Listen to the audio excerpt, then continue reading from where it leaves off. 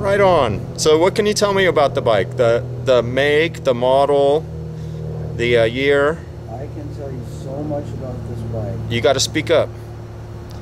This is a 1988 Aprilia AF1 250. 1988 Aprilia AF1 250cc Grand Prix Formula 1 racer. 250cc Formula 1 Grand Prix Formula 1 racer. Grand Prix Formula 1 racer. That's what it was designed to be. It ended up being an AMA racer. I see. In the late 80s, ridden by a very famous Englishman named Allan Carter. Allan Carter.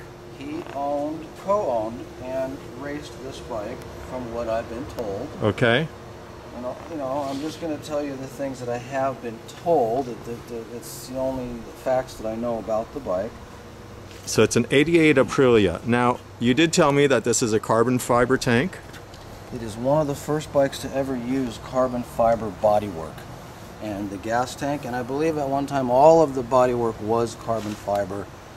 The seat at this present time is fiberglass, but everything else is carbon fiber. Okay, and I was asking you about the rust on the thing, and you told me no, that's not rust, that's just carbon fiber, and I can see it now in the sun, and that is carbon fiber underneath. I just saw these brown or orange stage, and so what happened to the tank when the guy stacked? It actually, the tank flew off, and there's no real scratches, you can tell, just because it is carbon fiber. Really unbelievable. Just took one hit. Just took one good solid hit, obviously, right there. And the paint cracked off of it, but I'm pretty sure it's repairable. it is repairable. And then everything else that happened during that crash was repaired. okay. What did you want to tell me about the front brakes, Brembo? This bike for its time was so revolutionary and modern. It has 4-piston Brembo front brakes with full floating rotors, which at the time was very rare and a new idea, I believe. The wheels on this bike are made out of magnesium. Most of the fasteners and hardware on this bike are either titanium or aluminum. Wow. I mean, the whole bike is handmade by the Aprilia factory to go out and win GP races. That was their intention. But I guess things didn't go as planned. The way I understand it, they had a very capable rider, and he either got hurt very badly in a crash or got killed. I'm not positive. I've heard both ways. It's horrible. I hate hearing that. And the factory decided that they didn't want to go after the Formula 1 title any longer, and they sold the whole group of bikes. And a few guys that I knew bought 3 of these bikes and campaigned them in the AMA.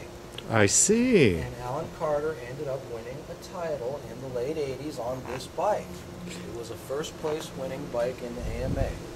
First place winning bike in the AMA, and what year? I'm not positive what year. Obviously it was after 88. It was in the late 80s. I'm not positive what year it was. But if you look closely at the bike, you can see nothing but trick handmade pieces. So would you mind telling me a few of the knuckleheads this bike has blown away on the track? Has just mocked them? The way I understand it, it used to race against guys like Danny Coe. Danny Coe. And Rich Einotch. Rich Einotch, that's a big name. And the guys from that era were racing. Miguel Duhamel was on this team. Excellent. And he rode one of these other bikes for a period. Oh, Miguel Duhamel. Not this one, but one of the 3 that ended up here in the United States. He was on this team with this bike. Excellent. With Robbie Peterson. Excellent. And Chuck Graves was actually the last guy to ever ride this bike. Chuck Graves. Now he's a manager in the AMA. He manages. He owns. Yes. He's a race manager for Yamaha. That's right. Chuck Graves Racing. He's involved with racing, with making some of their high performance parts also. Oh. Interesting. And you were telling me about this bottle. It's a catch bottle that goes to the tank in case and it spills over. It comes in here, and then this bottle has little vents in here so the gas evaporates. It's mainly for vapor. I think. Yeah, it's a race thing. It must have been a rule. It's a race rule. I mean, one of the really look at this. Go ahead. What were you? I just wanted to point out this welding work right here and right there. Oh yeah, that's heliarching. But one of the super trick parts on this bike, and it shows you the extent they went to try to save weight. These triple trees, they look like they might be heavy, but they're actually hollow. They're made out of really thin plates, and they're welded together. If you look very closely, you can see the welding. I've had this part off. It feels like a feather when it's in your hand. Oh my god! And all the parts on this bike, look even the lower triple clamps. Yes, yep. Oh yes, my god! Same way. Look at the handlebars. They're handmade, and look at the teeny itty bitty little heliarch welding. It's just, it has the most amazing bits and pieces on this bike. Look at, they use cones in the steering head to change the steering angle, to completely change the handling characteristics of this bike, depending what track they're on, just like the MotoGP guys do now.